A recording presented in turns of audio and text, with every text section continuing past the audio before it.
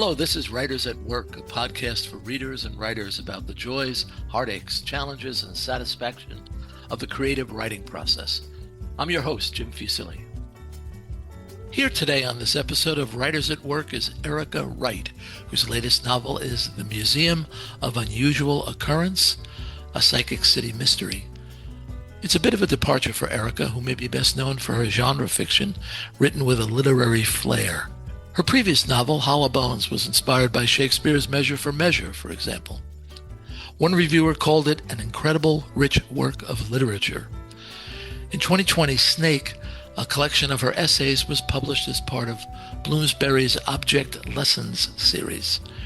Her 2014 novel, Red Chameleon, introduced readers to Cat Stone, a private eye with a nasty past. Erica is also a poet. For more than a decade, she was poetry editor of Guernica magazine. Her latest collection of poems, A Buyer's Guide to the Afterlife, arrives in July. A few years ago, I invited Erica to submit a story to Crime Plus Music, an anthology of music-inspired noir. And she and I seem to travel in somewhat similar circles, yet I don't believe we've ever spoken. So I'm looking forward to our chat. Erica Wright, welcome to Writers at Work. Thank you so much. Great to be here. Erica, can we use the Museum of Unusual Occurrence as a springboard for a wider conversation? Absolutely. Great. Tell us about it, please. Sure. It is about a woman who's inherited a museum of oddities. She wants to turn it into a more dignified research institution, but she wakes up one morning to find a body in one of her exhibits. So her carefully laid plans are derailed by an investigation. Yeah. Now, are there such museums? And what are is the correct term for practitioners? Do we say psychics, fortune tellers? Well, the setting of this novel is inspired by Cassadaga, Florida, which is a real place, minus a fictionalized version. But in Cassadaga, Florida, there are mediums. That's how they refer to Mediums. themselves. Okay. Yes. Mediums. No, I like that. I couldn't. It's clear you respect these people. Yeah, absolutely. So the history of spiritualism is fascinating. It was a sect of Christianity which popped up in the 1800s. Oh, it was very popular here in the US following the Civil War. So many people had lost loved ones that there was comfort in seances, this idea that you could communicate with the dead, that there were these people who could act as conduits. So yeah, I have a lot of respect for kind of the origins of these I guess this endeavor, this sort of, people who were truly faithful wanted to offer hope to others. And of course, there were a lot of charlatans, which is fun to write about as well. So, as you were visiting these various museums or places that are somewhat similar to your museum, did you already have a story fixed in your mind, or did it come to you while you were doing that research? Really came to me while I was doing the research. So I often start my books with setting. I'm not sure why that is. So place comes to me before the characters or even before, for my crime novels, the murders. So I was very much just kind of waiting for to get a little kernel of an idea about how this might proceed. And I really loved the idea of having the protagonist be someone who didn't really believe in anything her neighbors did. So when I had that idea, I got that little spark and I became very excited about the project because right away there's conflict. So even before you get to the inciting incident, you have someone who's sort of at conflict with her neighbors. And then, of course, as always in a small town, you both get irritated at your neighbors and you need your neighbors. I was looking at your biography, and you've lived in a lot of places. I have, yes. I've moved around a lot. I'm originally from a tiny town, though, in Tennessee of 500 people. So I do tend to gravitate back to that small town sensibility because I think it is quite different than growing up in any other location. So you really do know every single face you pass, and they probably know more about your business than you would ever want them to. So I do kind of gravitate toward those, particularly as a setting for a mystery because it's so difficult to keep secrets in a small place. But of course, it happens. Yeah. You say the novel was inspired in part by your grandmother. You dedicated the book to her. She encouraged your storytelling, didn't she? Oh, absolutely. Yeah, from a very early age, I would tell these sort of gothic tales. They would have mythological beasts roaming the countryside, ghost stories. I would sort of make up what you might think of as campfire tales from quite an early age. And I remember very, very clearly sitting on my grandmother's back porch in the porch swing, and I would tell these fantastical, somewhat violent tales for a young child. And then I would always end them by saying, and then they lived happily ever after. And I know that's because was reading fairy tales and having these books read to me, but also I still get a kick out of it. It still makes me smile because I think in some ways those are the kind of books that I like, that they are intense, but there's a level of hopefulness that they're never entirely hopeless. So those are the books I like to read, and that's what I enjoy writing as well. So, when you come to a certain point in a story and you could do something really dastardly or violent or icky or something like that, you feel your instinct is to be nice? Well, I feel my instinct is to be fair. I don't even know if I can explain that exactly, but every once in a while I'm reading a book and something dastardly will happen to a character, and it's just kind of out of the blue. And to me, that doesn't seem like a fair or earned violence. So I don't necessarily avoid violence, and certainly bad things have to happen to my characters, but I do think there has to be either precedent, there has to be foreshadowing, there has to be bad decisions made along the way. Otherwise, to me, it does not seem like a fair action to, yeah, to kind of inflict on my characters who do seem like real people to me. They do live in my head like real people. Right, because you like the setting. You like I the people do. in your setting. I do. And it becomes harder, as you're writing to, you want to keep the tension, and you don't want anything bad to happen to them. But of course, I'm working in a genre where it kind of revolves around the crimes, right? It revolves around the the ne'er-do-wells and the malcontents and sometimes straight up evil people. Yeah. I mean, for me, sometimes I'll reach a certain point in a story if I'm just letting it rip, and I'll think, I know what I'm supposed to do here, but I can't do it. You know, Yes. I Yeah. like this character. I like where things are going. I think there's more potential in um, staying in the light. Is that something that sounds familiar to you? Yeah, absolutely. Absolutely. And also, I think that that's what's interesting about creation, right? Or creativity. If you know what the right next move is, and that then your readers know what their right next move is as well. So I think that you want to kind of keep your readers interested and engaged. So you have to kind of pause and think, okay, that maybe is the obvious next step, but what's a little less obvious? What can we do here that would be interesting? Yeah. I want to go back to your grandmother's influence on you.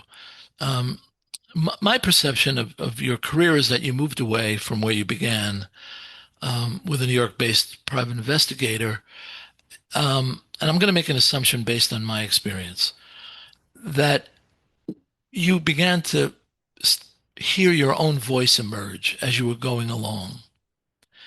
And um, well, let me ask you a question. Did you find the private eye subgenre too confining? Oh, that's a very good question. No, I think I didn't necessarily find the genre confining. I think anytime you're working within a genre, you're just using it as a vehicle. You're writing the story you want to tell while acknowledging that there are kind of bumpers in place, that there are rules in place that you have to follow. But I think you're absolutely right that I did, once I started writing Famous in Cedarville, which was my first book set in the South and in approximation of my own hometown. I wrote that book so quickly, which I'd never done before, and it did feel more natural in a way. It felt like, okay, this is maybe what I should have been doing all along. I lived in New York City for 13 years, and so I was writing the book while I lived there, which I think in a way was helpful because the settings are real places. So I don't think those books are inauthentic exactly, but when I did start writing about small towns, I kind of started leaning into the Southern Gothic. It it was a little easier. Writing's never easy, but it felt like it Right. was flowing a little bit more naturally. Yeah. And I've said this before that I think when we start out, we think we're writing folk songs when in fact we have an orchestra that wants to play. Oh, that's beautiful. I love that. I think if you were to read my 10 novels in order, you would see that I was learning uh, incrementally to write as myself. Right. Um, and having read several of your novels, I think I see that that's the same for you, Erica. Um, I see you emerging. I think it's about, we become more comfortable not just the writing, but, also we get older, right? We're getting older as we write and we feel more comfortable with who we are. So I think that comes through no matter what kind of story that you're telling. You make me think of this anecdote about the poet Louise Glick, and I don't know if it's true or not. I've never verified it, but this is what I was told, that her first collection of poems was widely praised and very, successful for a poetry collection. And at some point in her life, she would go around and try to hunt up copies so that she could burn them. Oh my. Or destroy them. Maybe burn is very dramatic. But she also felt that that book was not authentically her, even though I quite liked the poems in that collection. But later in life, she thought she was writing more authentically the way she wanted to. So, again, unverified anecdote, but still interesting. Yeah, your early books were well received, though. I mean, I had the sense that you arrived, and people were excited that you were there, and that Cat was there. Well, that's very nice to hear. Yes, the early reviews were surprising, I would say. My background had been in poetry, to move into this new realm was nerve-wracking. I found kind of immediately that the crime fiction community, and Jim, I hope you feel this way too, is very a welcoming community. That right away there were kind of other writers who would reach out and to either offer advice or encouragement. And so I quite liked that about this genre shift, although I still do have friends who are poets. So yeah, I felt that there's just sort of everyone's rooting for this genre. And that makes it feel a little bit more collaborative or community based. I agree. I find the crime fiction community, the writers, the editors, the publicists, and particularly the fans, the readers, Hmm. to Hmm. be very supportive. It's such a pay it forward community, Yes, that's a great way to phrase it. but um, at a certain point, I know I felt this way. I needed I needed to go my own way, Hmm. and I think it probably hurt me commercially, but I just felt I needed to do that. So when you set Cat aside, was that your thinking? Well, I know you're kind of talking about not being kind of commercially marketable.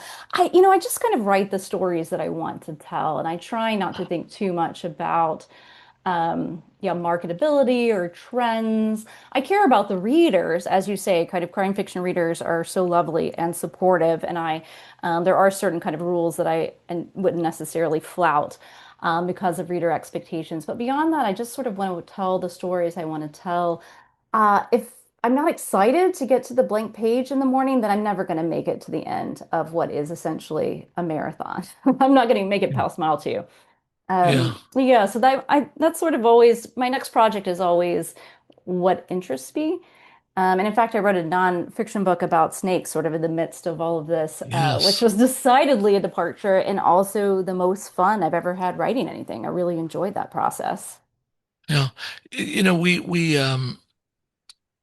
had a guest on Writers at Work, and at the end of a long conversation, he said, I never wanted to be in publishing. I just wanted to be a writer. Right. And I always find it kind of shocking when somebody says to me, well, that book didn't sell. Hmm. And I would think like, oh yeah, that's important, isn't it? I'm sorry, I probably shouldn't say that, but um, so let me. Do you consider the Museum of Unusual Occurrence to be a departure? I ask because Hollow Bones is set in an eerie town among religious zealots with curious beliefs, and Right. Well, I was kind of surprised when the reviews started rolling in for the Museum of Unusual Occurrence because several actually use that exact phrase. They use the phrase departure. Mm, And I did not. I did not see it necessarily as a departure. Hollow Bones is a darker book. Um, I describe it as dark quirky, where my work in general, I think, is the other way around. It's quirky dark. Um, and so I didn't see it as a total departure. Hollow Bones was another one of those books that, I was really just telling the story I wanted to tell and not really thinking about commercial viability. It was inspired by Shakespeare's play Measure for Measure, which is my favorite yes. play, but not a particularly popular one.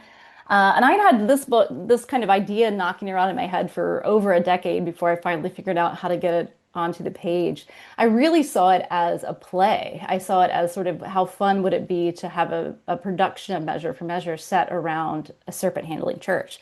To me, they fit so well because the play is centered around kind of an insular religious community in Italy, so not in the deep south here.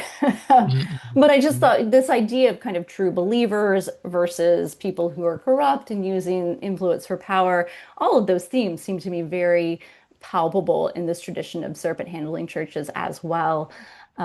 And then when I was doing my research for the nonfiction book about snakes, I was researching these what are called signs following churches, and I thought, ooh, I still really like that idea, and it's been 10 years since I first wrote it down. So that's the one I'm gonna get up in the morning and work on. yeah.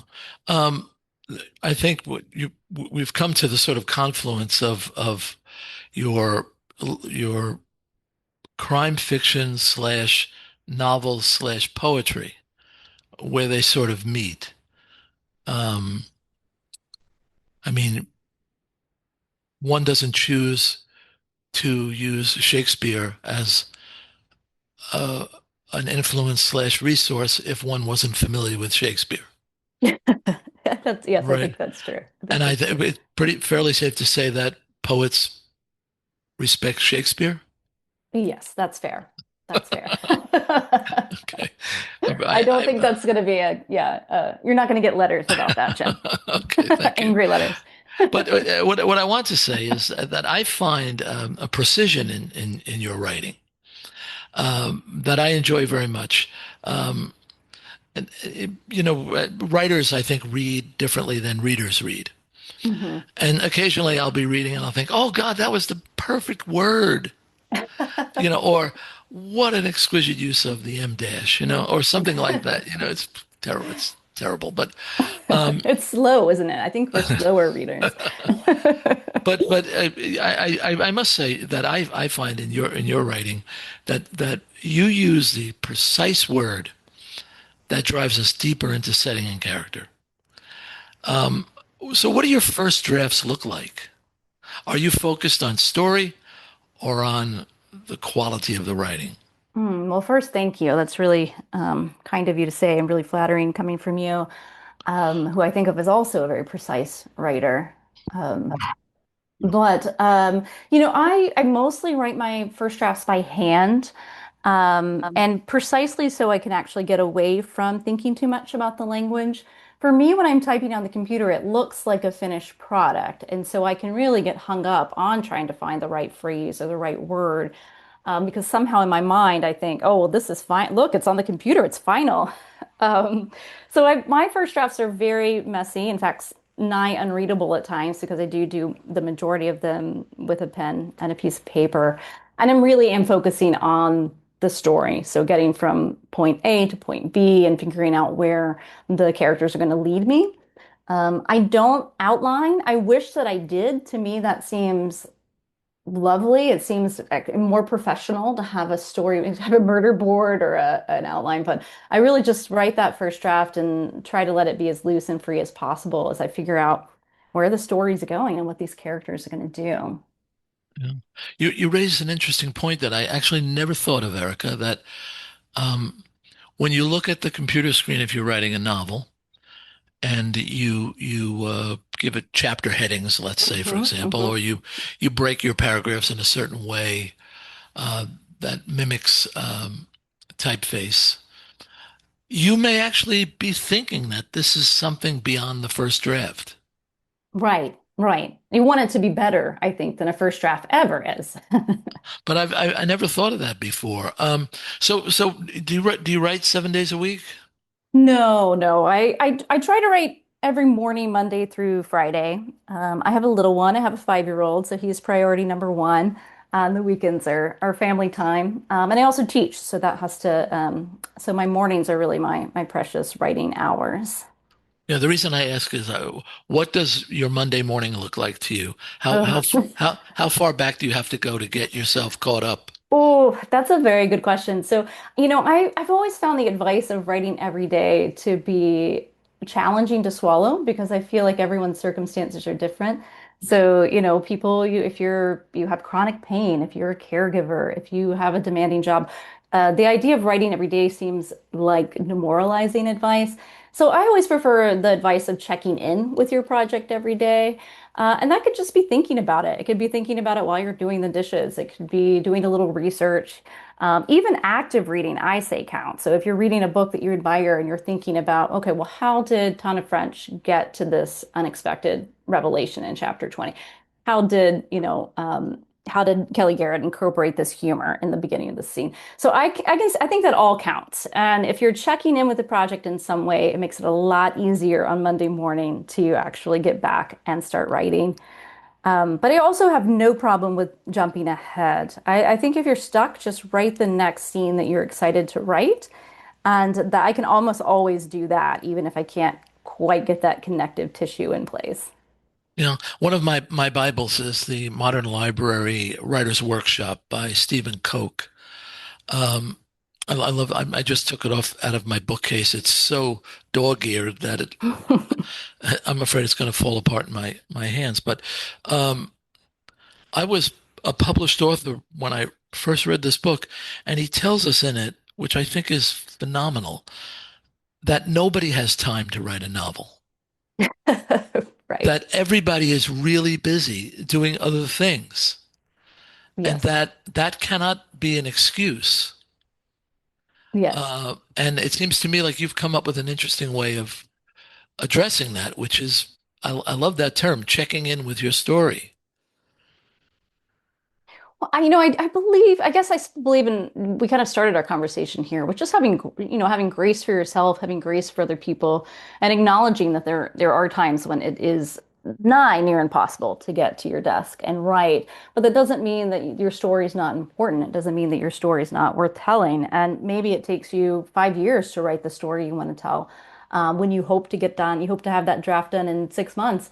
That's okay. To me, that means you're nourishing this creative part of your life, and not to be too, oh, I don't know what the right word is, not to be too Pollyannish about it. Yeah. But, I think that nourishing the creative part of your life to me is more important than the publishing. That you're acknowledging that this is part of being human. This art of creating is part of what makes us human, and it doesn't matter if it takes you 5 years to write your book. Yeah. So a deadline is not your friend. Oh, Jim, I have one now. I have one right now. And it's not my friend, but yeah, my the this book, The Museum of Unusual Occurrence, is starting a new series. So my next one is due July 31st. Oh my. Oh my. I do want to I do want to get to that. But I just want to stick with your poetry for a little bit because Sure. I'm not a poet and I don't I appreciate poetry, but I don't think I know poetry. Um, so I mean how does poetry help you as a novelist or does it or maybe it doesn't I don't know. Well, I think that's in the act of slowing down. I just reviewed this collection of poetry by Jeff Hardin. It was called Coming into a Inheritance. He's a Tennessee poet. And for me, the whole collection, all these beautiful poems, were about slowing down in chaotic times. That it's easy to, for me at least, to read the news, at the top of every hour, which is maybe Right. not necessary, or to get, just, speaking of deadlines, it's not just deadlines, it's also, making sure that I've watered all my plants and that I am early to pick up my son and all of these things. And so this beautiful poetry collection, I think, was about just slowing down and, appreciating things that humans would always appreciated, whether it's an owl in a tree, or he writes a very funny poem about a hay bell. Um, and so to me, I think that all storytelling is about slowing down and trying to notice what's important. So there's a kinship there. And I also, one of the best classes I ever took, the most challenging class I ever took was a prosody class where we were required to write in iambic pentameter and terza rima and ballad stanzas, all of which were difficult. There was no form that felt easy. And when I'm, working on a mystery novel, I know that there are certain parameters that I have to follow, that I know there need to be a certain number of suspects. There need to be enough clues so that the reader is not tricked by the end. There has to be a revelation. There does need to be a culprit. So all of those things keep me in check. And then I can tell the stories I want to tell within that structure. In terms of language and poetry, the sweep of language, the movement of language. Um, I don't know. I could be wrong, but I detect that in your novels that there are some. We just had Allegra Goodman as a guest. Hmm. And sometimes when I read her, I think, oh my God, what a perfect sentence. Hmm. Um, and again, I go back to that something I said earlier, the right word, the right phrase. Um, there must be some part of your mind that's attuned to that because of your poetry. I, No? yes, no, I think you're right. And I appreciate it when I'm reading that I do want not necessarily it doesn't have to be exactly the precise word every time, but just an appreciation for the how dynamic language is and everything that it can do. Whether it's humor, whether it's meditations on life and death. And, I really admire Donna Tartt. And I think about the debate about genre fiction versus literary fiction. And she, to me, very much is writing thrillers. So she's working in genre fiction. And the reason that we think of it as literary is because of this attention to language. So yeah, absolutely. It's in the back of my mind. I do try not to let it overwhelm me. So I do want to move forward. I do want the stories to move forward and have that momentum. And I know that coming from a poetry background, I can spend way too much time describing, oh, I don't know, someone's refrigerator, and that's not going to make it into the Right. original. It's not going to make it into the final draft. So what am Right. I doing with my time? Why did I spend so much time on that finger smudge on the door handle?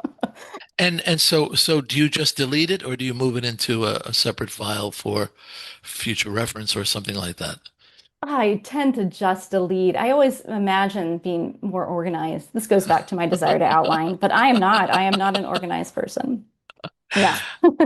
I've written novels where the excess file is longer than the novel. I like that. I like that. And do you ever use any of it again? Do you ever go Yeah, back? sure, Ah, sure, sure, lovely. sure. Lovely. Um,